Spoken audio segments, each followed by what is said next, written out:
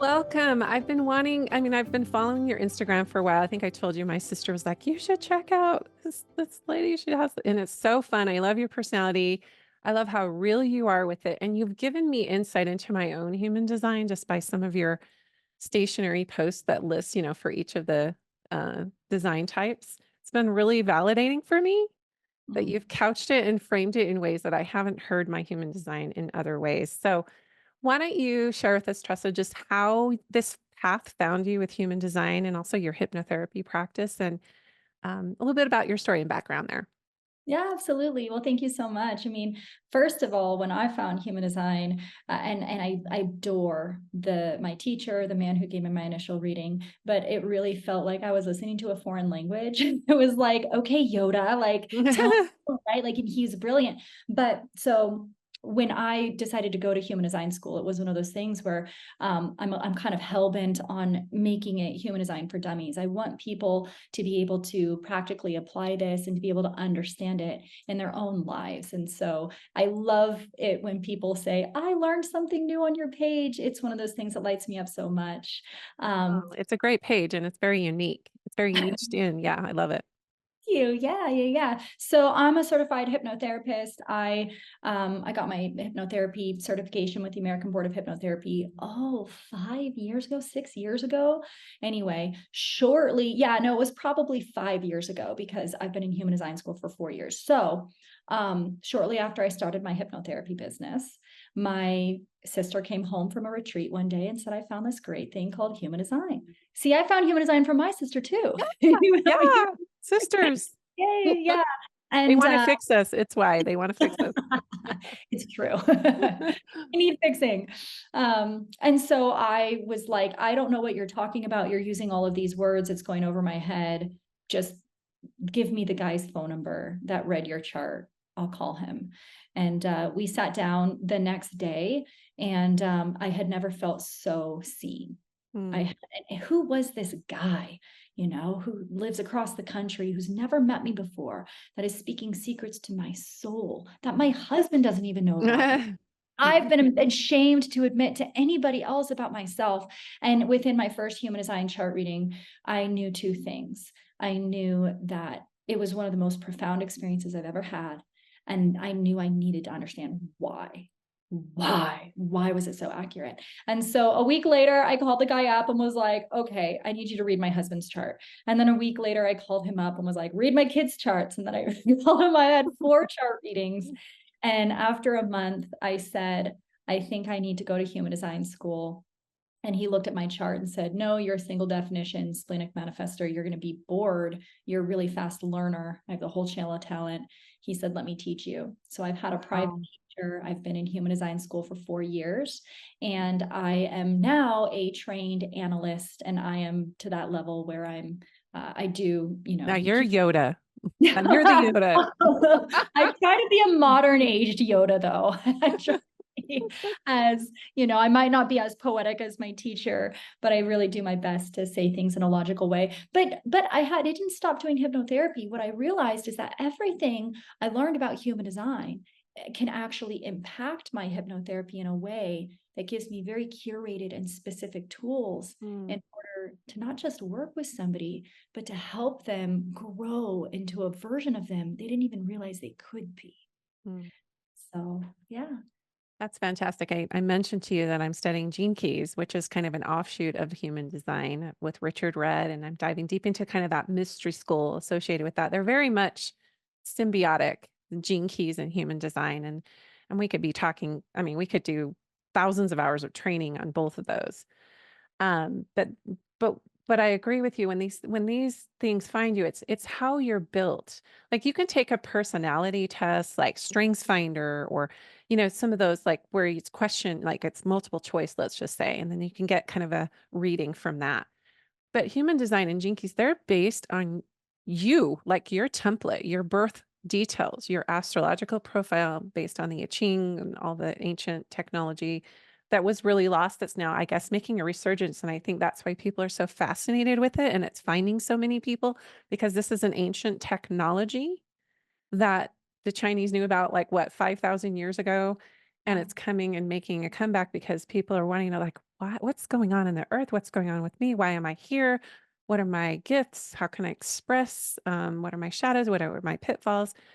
So, how would you explain human design, just kind of in a nutshell for people? Maybe this is their first exposure to it, and they're wanting to kind of know an overall like definition of it.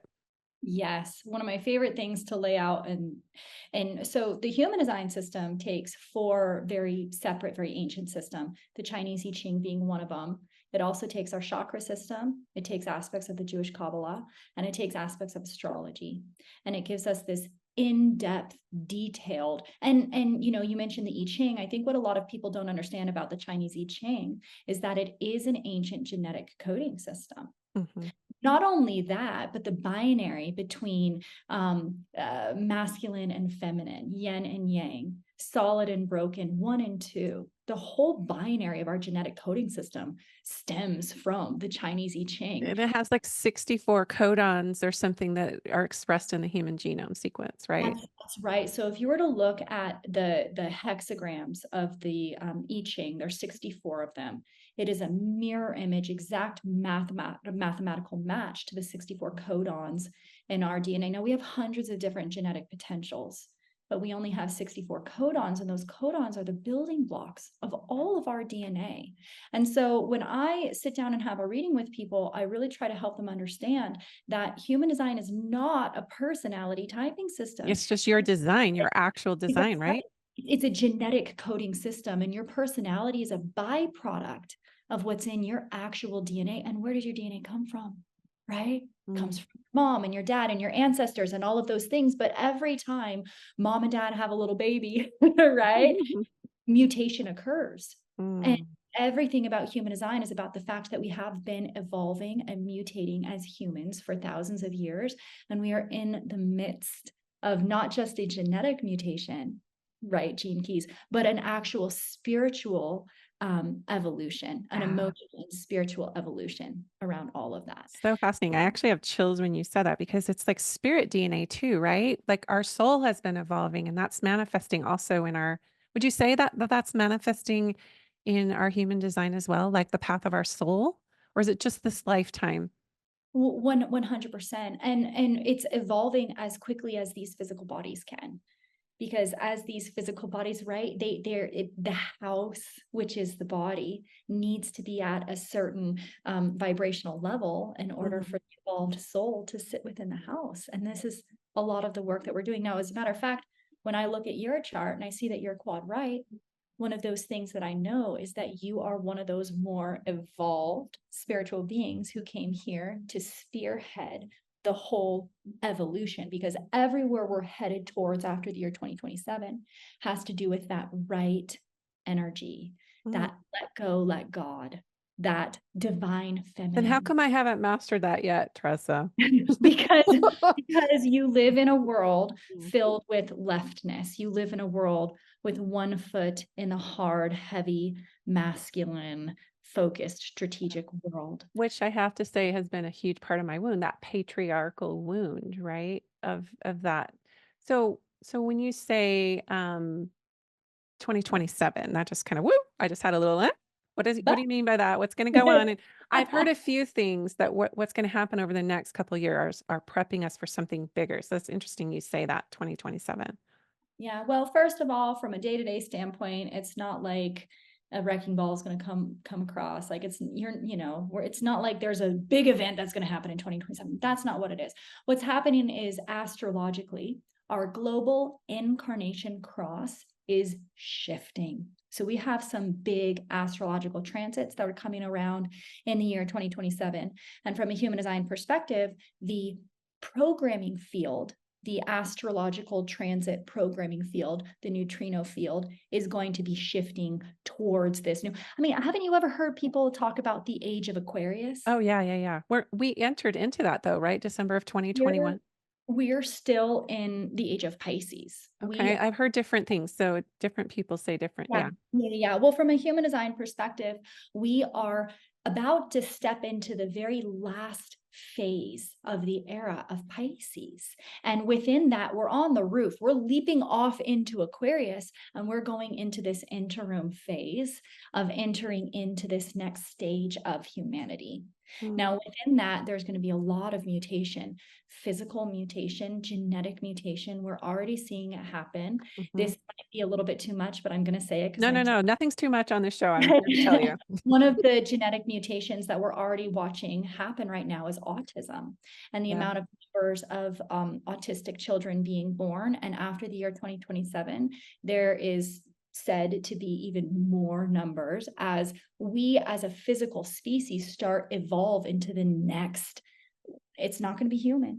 It's going to be something else. We call them rave children. And again, Rave, this, Rave. yes, Okay. yeah, Because I've this, heard of like the indigo children and I actually studied autism in college yeah. 30 years ago. Oh my gosh. And there was a 1,300% increase in autism at that time. Yep, So, and I actually have a child on that spectrum. I know you do as well. they do. Yeah. Yeah, which to me is one of those things where it's like, okay, this is what we're doing. This is why we're here, you know?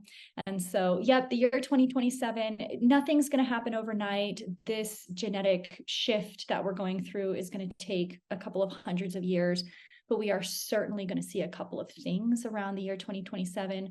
First of all, right now, we're currently in a collective incarnation cross, meaning that we have spent the past couple thousands of years building collectively, collective banking systems, collective school systems, Mm. collective society. Well, after the Kind year of like 2020, group think maybe, or just like organizational, institutional kind of control and that, are you talking about that too?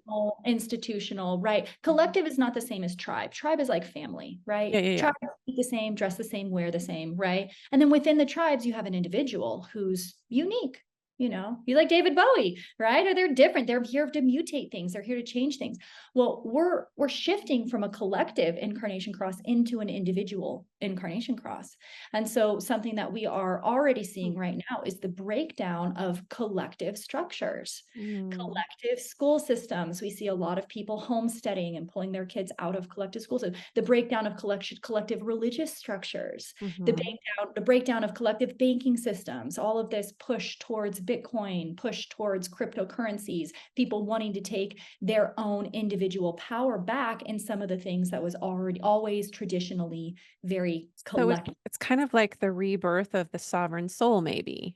Ooh, that's That all beautiful. of us were kind of like sovereignty came to me, that word just like lit me up probably about 8 years ago, 6 years ago, maybe. And what you're saying is speaking to that. I think a lot of people, because I would say it and people would be like, what do you mean by that? Like a monarchy, God? Like, no, Yes. your sovereignty Individually. Yeah. individually. That's so fascinating. So it's an individual incarnation cross versus the collective that we're moving into. Yeah. Wow. Yeah. So, and that is one of those human design rabbit holes where it's like, hi, tell me about human design. Okay, let's talk about How much the time do you have? advanced, intricate stuff that nobody is, it's not, it's not gonna, it's interesting to know, but it's not the thing about human design that's gonna like impact your life or make you a better mom or a better partner to your husband or, Hmm. you But know, just knowing how you're built and how you orient, I think is so powerful. It's one thing to go to like a facilitator or training or take a course or this or that and learn about general and universal aspects to a human or maybe your personality type, let's just say, because that's my training is in psychology. It's quite another to be able to look at how you incarnate it, like literally, you know, everything was combining for you to incarnate into a certain life station, number one, where you're born, the yep, time you're born, and you said it's more than just astrology. It's what else? It's with the yeah. human design. Yeah, we've got astrology, we've got the chakra systems, which all Right. goes back to the physical body. We have um, uh, the tree of life, the Jewish Kabbalah, which Mhm. helps us understand how the energy flows through the body, right? Because we are a tree. We are Yeah, the tree of life. Yeah, one of them yeah. Oh, right. collectively. Well, there's like the tree of life of the universe, and I like to look at it as a feminine image of mother. but that's the Kabbalah is a feminine Jewish mystical teachings, really based on that feminine wisdom tradition. But like you said, we are the chart, you know, we are the tree. Yeah. And so orienting and knowing how you're rooted, what roots you, Right, what right. makes you flower, what the fruit that is born from your tree, what is that for you? Right. And the thing that everybody misses when it comes to human design is how all of that is happening. When you look at your human design chart, you see two basic colors. You see everything in black and you see everything in red. And everything in black represents what we call our personality. And you'll hear people say, oh, it's our conscious awareness, and everything in red is our unconscious awareness. But what is the conscious awareness and what is the unconscious? The conscious awareness, 5% of our brain power, Mm, right? It's what's happening right now, right? It's the captain of the ship. Unconscious awareness is the ship itself. It's 95% of the brain power. But mystically, our consciousness existed long before we got into this body, and our consciousness will exist long after. Mystically, the consciousness really is the soul. Call it what you want, call it spirit, call it yeah. source. But when this consciousness is in a body, we have an imprinting, and that's what we call our personality, right? It's Mm, everything we see in black. But on the other side of the chart, everything you see in red, unconscious awareness, 95% of the brain power. It runs our autonomic functions, our heart rate, our digestion, our breathing. It is the mind of the body. And so when you're looking, we mm, call it your design. And so in the chart, everything you see that is red, think about that like this is my body. And when you look at your chart, those two columns are so different.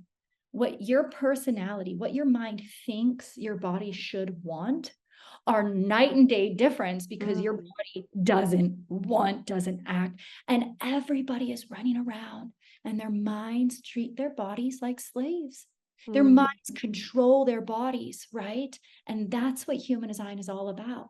It's about taking the decision-making power away from your personality, away from your mind, and giving it back to the body, back to the trillions of cells, all with their infinite amount of wisdom. That's what strategy and authority is all about in human. That's what the human design system is about. Yeah, so I should mention you are a 6-2 splenic manifestor. I am a 3-5 splenic projector. So let's go to the splenic. So you said everyone has this inner authority or this like authority, right? Yes, You want to explain that part? Because that was really fascinating to me when I dove into human design. absolutely. So Because we're our inner, splenic, that's our authority. that's It's right. splenic. That's and think about the word authority like your guidance system.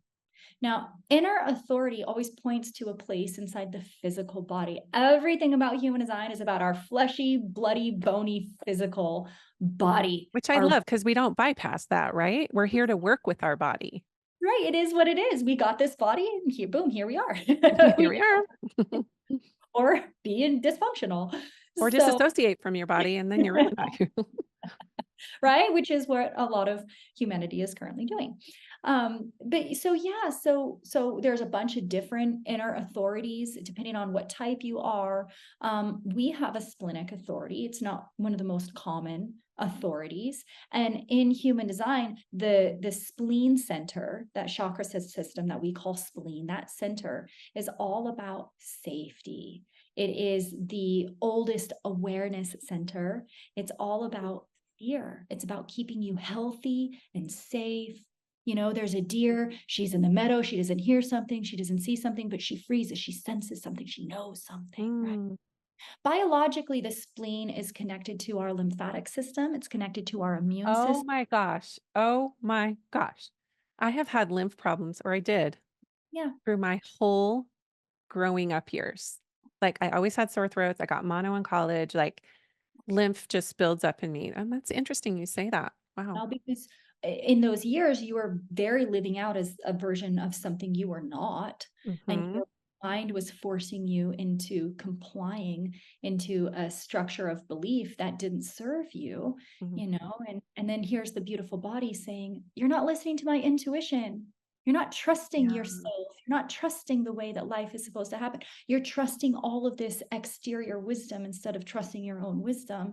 And the body Mhm. speaks. The body has wisdom. And if you don't listen to the body will be like, okay, I guess I'll just have to talk louder. I guess I gotta get her attention another way. Yeah, it'll ramp up. Right, right, absolutely. So yeah, in the not self version of splenic beings, we see a lot of autoimmune diseases, we see a lot of lymphatic diseases, we see a lot of sicknesses and illnesses. The truth is that when you have a splenic authority, you came here to have a really strong, powerful immune system Mm, that doesn't compromise. But when you're acting out as the not self version of you, that's when so you get interesting because 'cause I'm normally very, very healthy. It's just the lymph. It's just yeah, the lymph.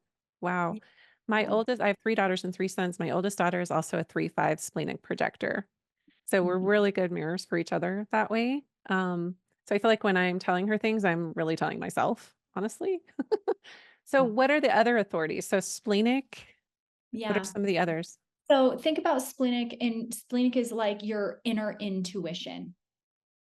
So Okay. spleen is always going through this deep binary between fear and trust.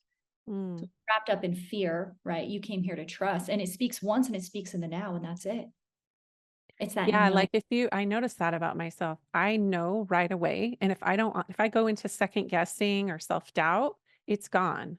And it's gone. it's hard to get it back.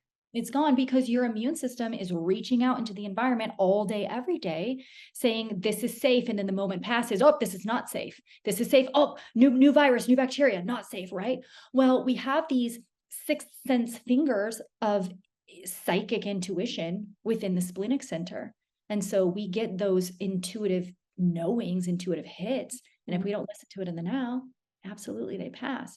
So the most common inner authority to have is an emotional authority. You Which I can be, think almost all my kids have that. Yeah. yeah, you can be any type and have an emotional.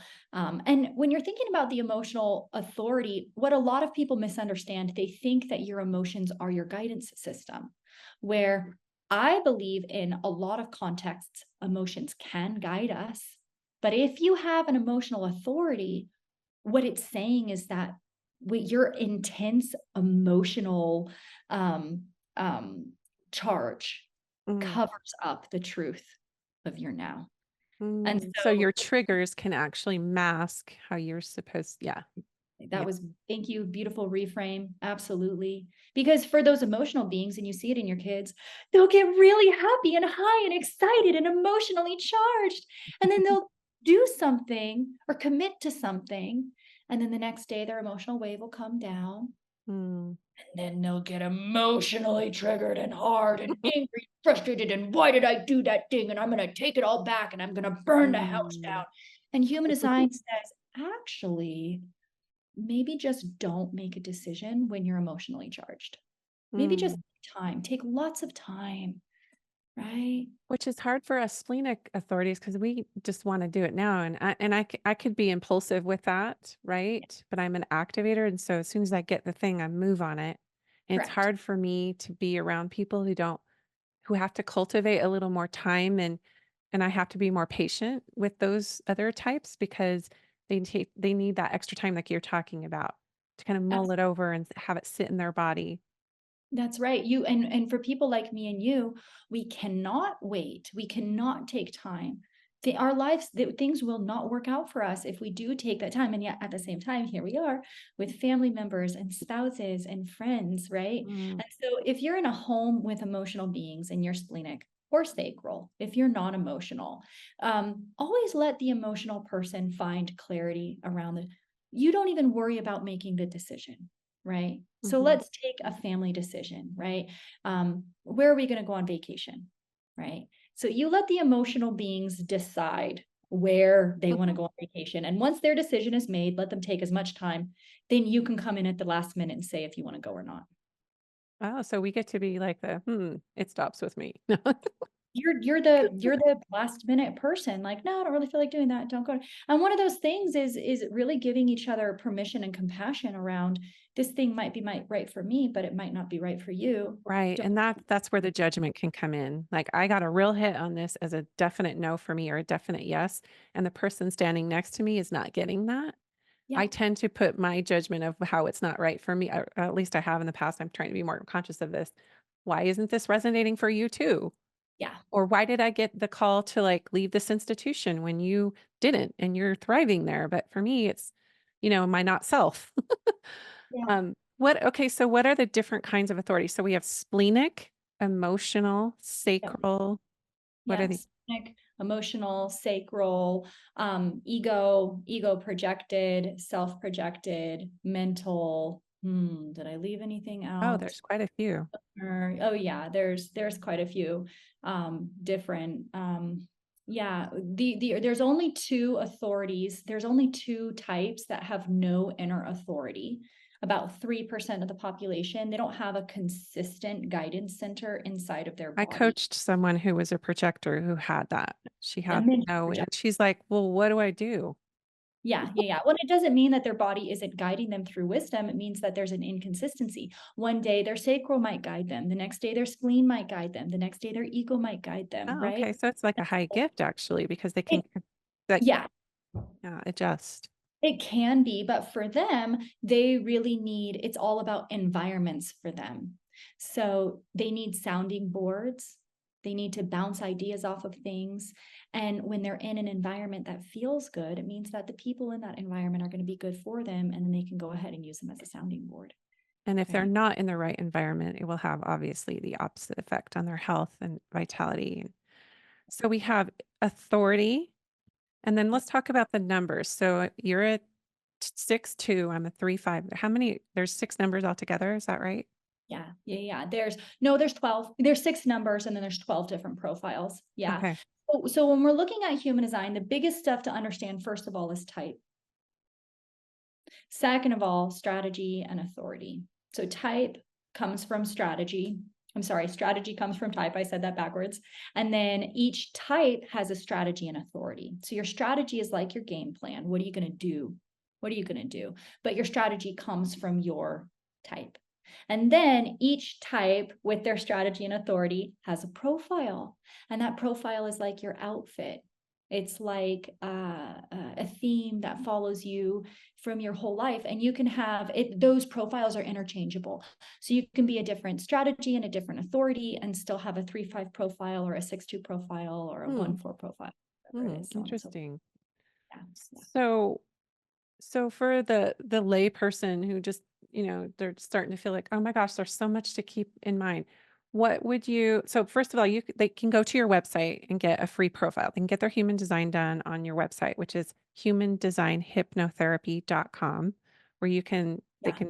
they can get their chart done or book a reading with you or whatever. Or I know you have a masterclass coming up as well, and we're going to give our listeners a discount code for that. But but let's just say they're like, "Okay, I just got my chart done and Yep. I'm a, I don't know, 1-3 generator." Yeah. Beautiful. What would you say? Okay, so in my family, so with the kids, I have one projector, three manifesting generators, and two generators. And the ones that are generators, I totally see how they're differently oriented. Like it's so fascinating. Um, But like, okay, so they just got their thing done and they're like, "Oh, it says I'm a 1-3 generator." Where would you have them go first? Like, what is the first thing that you would have them focus on once they find out their type? What's the best like little mini rabbit hole to go down just to maybe understand their type first and then understand like look at the numbers, or would you just say type and then authority and strategy?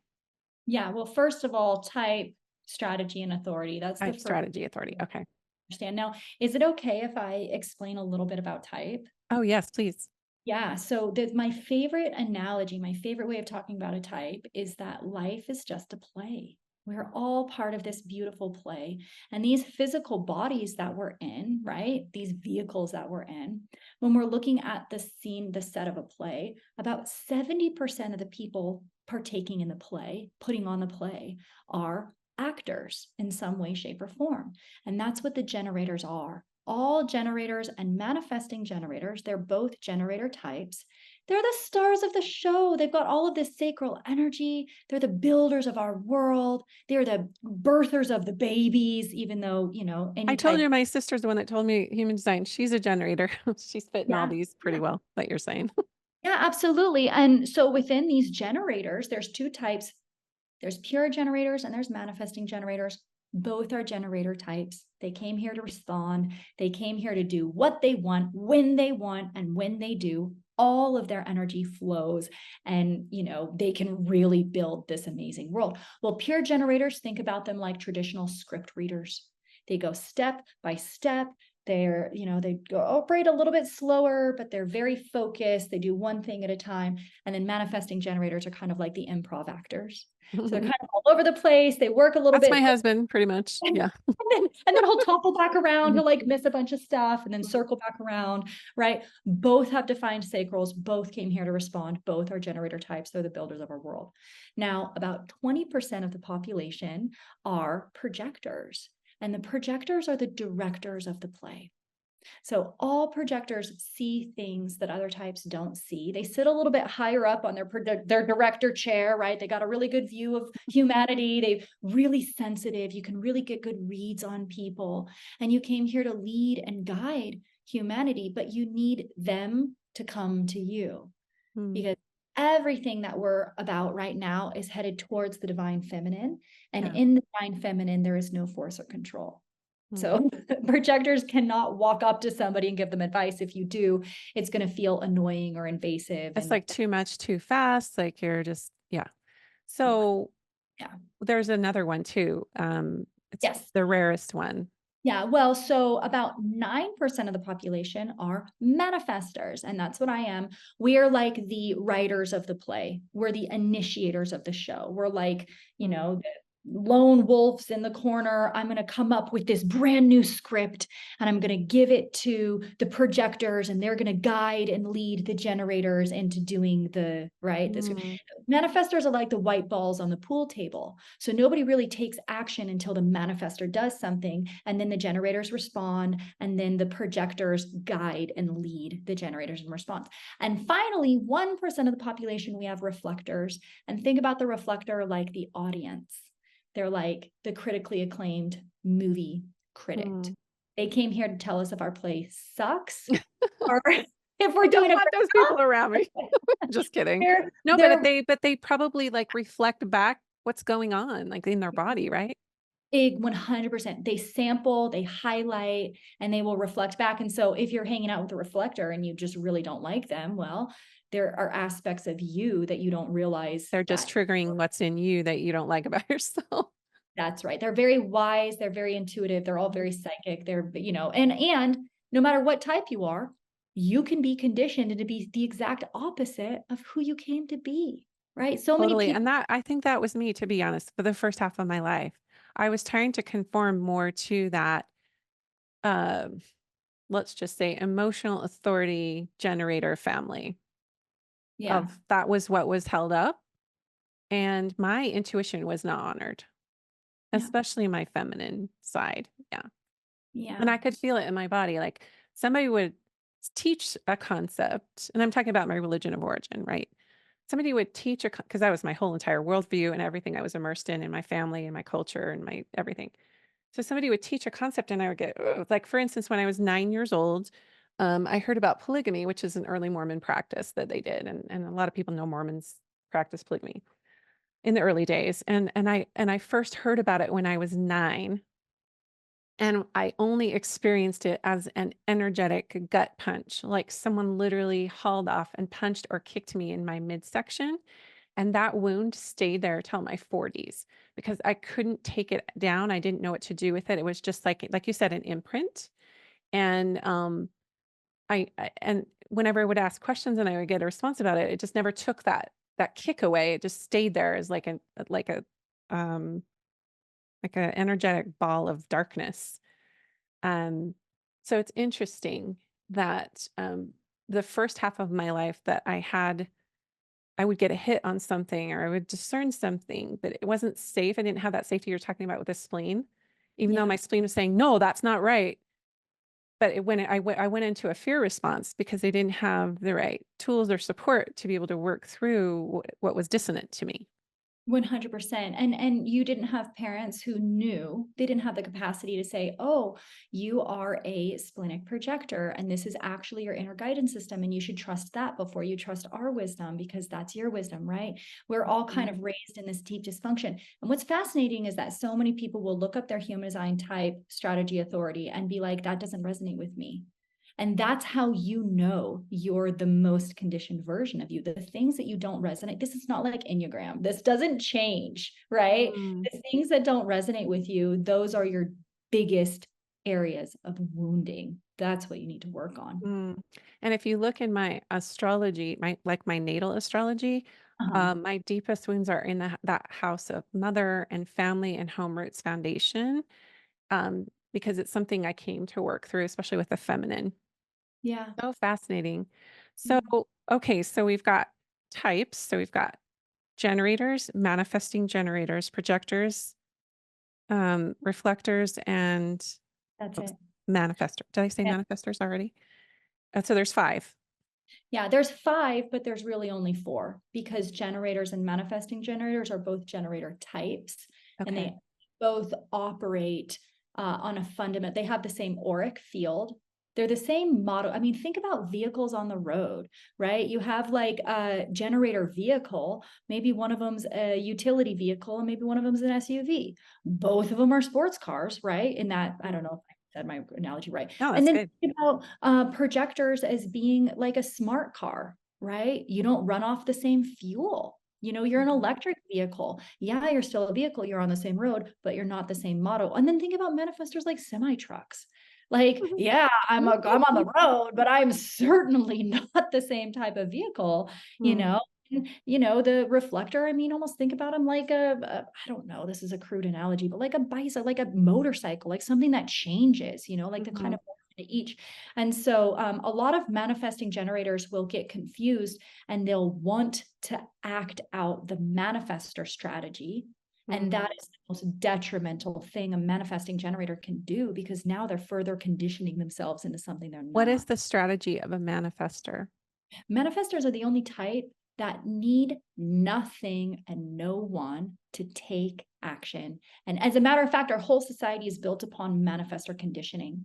And Mm, manifestor conditioning says if you want something, you got to go out and get it. mm. You got to initiate action. You got to make it happen, The right? go, Grab go, go, crush it, hustle culture stuff. those. If me as a manifester, I cannot sit around and wait like you as a nothing ever happens. Trust me, it's not easy for me to sit around and wait, but Well, you I'm can't do it or it won't I work for can't you. do it. It Yeah. doesn't work for me if I do it. And part of the reason why it's not easy for you is because you were taught at a young age that you were me, that you're Mm, supposed to work like a generator, labor hard like a generator, not you, and initiate like a manifestor. Neither one of yeah. those things are you. So interesting because I have been able to manifest quite a bit in my life. But I was getting burned out and I was feeling unsafe in some of the models that I was given of what to do, like business, school, church, everything. I didn't quite know how to, like, because I would get depleted very easily, Yeah, exhausted. Mhm. yeah, you don't have the same energy systems, But and that's I do have a defined route, and I want us to talk about the defined centers. yeah. I was told that because I have a defined route as a projector, I have a little bit more energy or something, or I have almost like a generator a little bit. You have a reservoir of energy. It is not like a It's generator. not like a generator. Okay. So What's the it big like then? Yeah, so like what makes a generator, so we have a couple of different motors in the body and think about these motors like pockets, like purses. They hold energy, they store energy. Well, the generators have life force, vitality, energy, aliveness, and they have a very consistent amount of this. When they're operating correctly, so many generators have no energy because they're not themselves. They're forcing themselves into jobs that they hate and relationships they hate. And then they're really tired and frustrated. But you, as a projector, you have that root energy. Root energy is adrenalized pressure, it's adrenalized stress. And it is a powerful motivator. It's a powerful tool. This is why Capricorn is, this is why you're right. It's the Yeah. drive, it's the fuel. Let's work, let's make things happen, Come on, right? people, let's go. Let's go. Hey, this thing isn't right. And I see something that's not right. So we're going to fix it. We're going to make it better. It's more Mm. that adrenalized push. Now the pressure, the root center is not like this consistent energizer bunny, chug, chug, chug, It's chug, chug. not there like all it's not like a 24/7 thing. No, it works in a pulse. Mm. Root energy is in a oh, and then Oh, I back. totally see that about myself. Yeah. Right. Right. Now, people like you with this adrenalized consistent pressure, movement's really important for people like you. Mm. Because and now you're a projector, you're not a generator. You don't need to go do an hour worth of cardio every day, but That's like good to know. 10-minute hit workout where you're Mm. getting your energy, you're releasing that adrenalized stress in a healthy Mm. way. It's going to be good for your immune system. It's going to be good for your hormones. It's going to Mm. be good for your heart rate and your blood pressure because I you have noticed if I don't move my body, it's not good. We're talking that lymph, right? If I don't move it every single day, like if I just have a day where I'm just like at my desk all day or whatever, I'm indoors or whatever, I can feel my mental clarity diminishing. I can feel just everything. My relationships feel weird. So that's interesting you say that because I don't want to work out for an hour. I don't, you know what I like it yep, don't doesn't have even. to. Yeah, as a matter of fact, especially my projector clients with defined roots, it's kind of like, okay, well, if you want to start weightlifting, cool. Do one perfect set. Do Mm, one perfect set of each exercise and then be done. You don't need to be doing nice. 3 sets of 12 Oh reps my a day. gosh. Oh my gosh. You just changed my entire life. I'm not You kidding. don't. You will build more muscle if the less is more for you. Mm, Movement is important, but less is more. that's smart. That's so good to know because I can feel me just like, yeah, the programming is real around like, this is how you should exercise and this is what you should. And I just let go of all of it and stopped for a long time. And now I'm coming back into this regulated space because I'm more interested in restorative principles, like restorative practices. Um, because I do one of my in my gene keys, I have the shadow of exhaustion for my work in the world.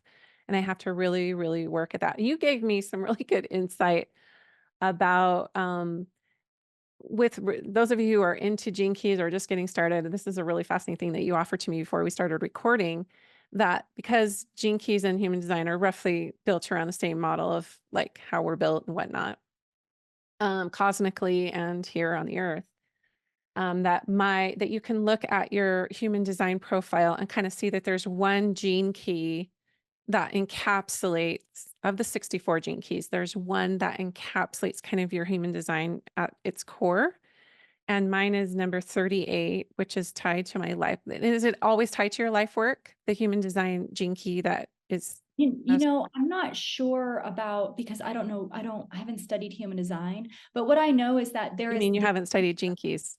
I mean, You I have studied, studied you Gene have studied gene Thank keys. you. I do study human design. But the when you're looking at your chart, the upper right-hand corner is what your entire human design chart is built around. It's the cornerstone. And that's where, like, if you were to just go look up your gene keys and it's like, oh, I'm a gene key, that's where they're getting that information. But with that being said, the human design, that one is the most important, but there's 4 gates within your incarnation cross in the human design chart. So it's the top upper right gate, the gate right beneath it, and then so the top 2 on the left and the top 2 on the right, the top 2 in red and the top 2 in black. Those 4 gates make up about 70% of your personality. It's your incarnation cross, it's your life's purpose. It's Mhm. what you came here to wake up into. Mm. And it all comes from that Well, mine cornerstone. just happens to be about being provoked. Yeah. Provocation. I told you the root word is provo. Yeah.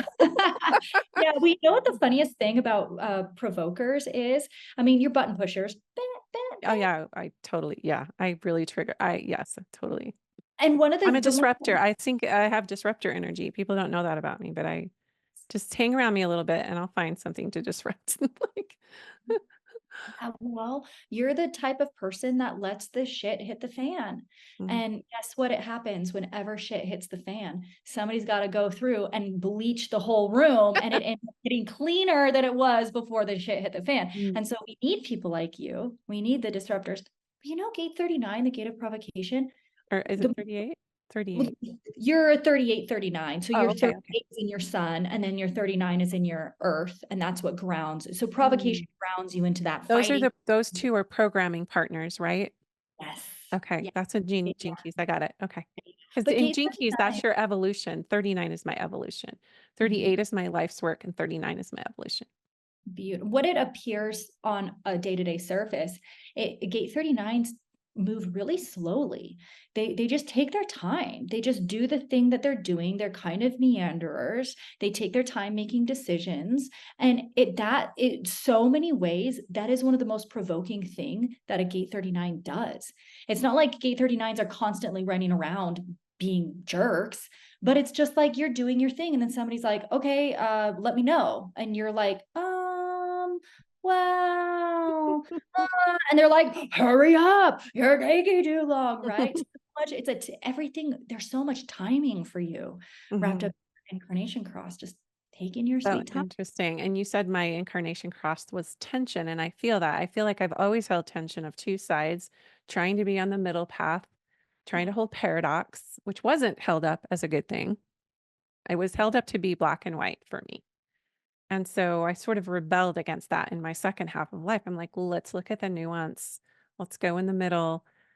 So interesting. So let's kind of, I know we could just keep, and Yeah, this is well, so fascinating to me. I want to know, as we kind of round this out, and you talked about like the earth has its own profile, it has its own trajectory, it has its own mission, it has its own jinkies and human design, if you will. Um, and like, a lot of us are sensitive to what's happening in the earth, even though we can't articulate it like we'd like, but we can feel it in our bodies. We had the eclipse and all these other things happening, these big astrological transits. So, and you mentioned that in 2027, there's some big changes coming with the collective, and we're moving more into that individualism in a higher way, not like a selfish way. So, when you work with your clients and you look at what's going on the earth, what would you say is kind of, if you could kind of wrap this up for us in a way that makes us maybe look at things a little deeper, or maybe just an overall message around what we can do as we move forward with all these changes? How can we ground into who we are yep. and really embrace that? Yeah. Well, it's beautiful. I mean, I was born in 87. I'm not going to tell the Oh world, my gosh, that's the year I graduated from high school. I could have had Okay. you my senior year and be your mom. Well, I mean, I see this. I know that you see this more emphatically than I see this, because you had, another decade or and a half right before I even entered into this world. The energy on our planet is shifting. Life when you were in high school is not the same life as Mhm, it was hard. It was mean. It was mhm. dense. It was heavy. It was Yeah. cruel. Yeah, I Right? still have high school dreams. Yeah. Oh my gosh. The bullying. It's like my daughter's 16 and there's an entire mental health facility, like a room that they can go if they're having a bad day, where they can just Oh, wind well, wouldn't that have been nice? right. We see the energy of our planet raising. We see the hard, heavy, lower frequencies starting to lift. We see people, more and more people every year, wanting to go through their self-development, self-discovery journeys, waking up to spirit, exiting bonding, detrimental religious systems that have been holding them back, spiritually imprisoning them, right? We see this as something that is just naturally starting to happen in our collective. The frequencies are raising. And when we're looking at human design, we have this theme, and each type has a theme, a true self theme and a not self theme. And so we want to bypass, we want to get right to the meat and potatoes of what human design. Let's get to the shortcut. What can people do? Focus on living out your true self theme. So for you, it's success, but I hate that word because I it know, I don't doesn't like it either. It doesn't really. take appreciation.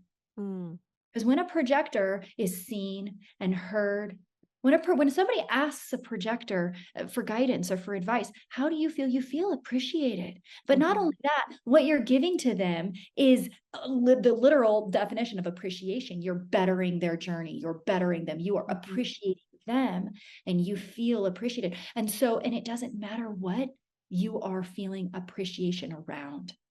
If mhm. you were to just wake up in the morning and look around your house and think about all of the things you appreciate, you would put your body, your aura, your frequency in a place of appreciation. And the powerful law of attraction can do what it does and pull to you all sorts of other things that make you feel appreciated. And I this is love how that. you use the magnetic aura to bring people in. Okay. Yeah, it reminds me of that saying, "What you appreciate appreciates." And for you as a projector, take that word success and think appreciation. And now your body is speaking to you through chemistry. It's going to tell you when you feel bitter, it's the same feeling as unseen, unheard, unwanted, Mm, rejected, left out, sad. All of those mhm. words are synonyms Basically for just bitter. encapsulated my childhood. I had a beautiful childhood, but I don't think I was really seen for my gifts and for who I am, and that is most of us. That's most of us, right? Well, Like, projector children have more childhood wounding than any other type. hmm, Because you needed more one-on-one attention. Your need to be seen and heard and recognized hence is this podcast. yeah, yeah, Sorry. But exactly. the childhood, so so projector children, they just need a little bit extra of that appreciation and attention and recognition for being seen and heard for who they are and what they are. And what if a projector child is how do you do this when you're a child that your parents aren't, seeing and like you're in a culture or a system that doesn't honor your projectorness. You just have That's to wait till you get older, I guess, and just kind of That's right. That's exactly right. Then a couple things happen. First of all, you inherently believe that your worth and value is not important. I mean, you know what that's like. You're a little projector child. You see things the grown-ups don't see. You know things the grown-ups don't know. You try to share your wisdom. You try to share your advice. You get shoved down. You get put in the corner alone. Everything you are has to do with guiding the other. If you're alone, there is no other. You can't do your fundamental job as a human. mm, mhm. This is some serious wounding. And then what will happen is the projector will grow up, unconsciously believe that that's what love is, and start attracting partners into their life that don't see them, don't hear them, don't recognize them because they believe that that's what love is. Ugh, We that's get into deep all and profound because I did have relationships like that.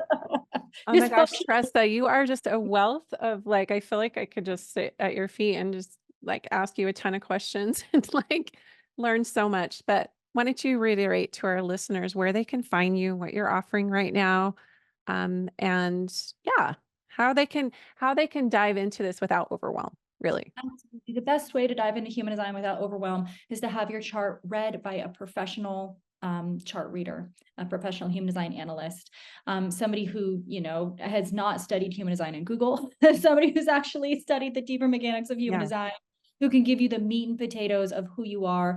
And then within all of that, I'm very passionate about emotional health, mental health, psychological aspect. That's why I became a hypnotherapist in the first place. And so when you step into human design, you're going to find all sorts of deep emotional wounds, repressed negative emotions, limiting beliefs. And I use hypnotherapy to help heal a lot of that so that you can move through your human design experiment and deconditioning process a lot easier, supported, and all those things. So I do one-on-one I know chart. you have a like kind of a waiting list right now, or you're like booked a couple months out. So I think but just listeners, it's worth it.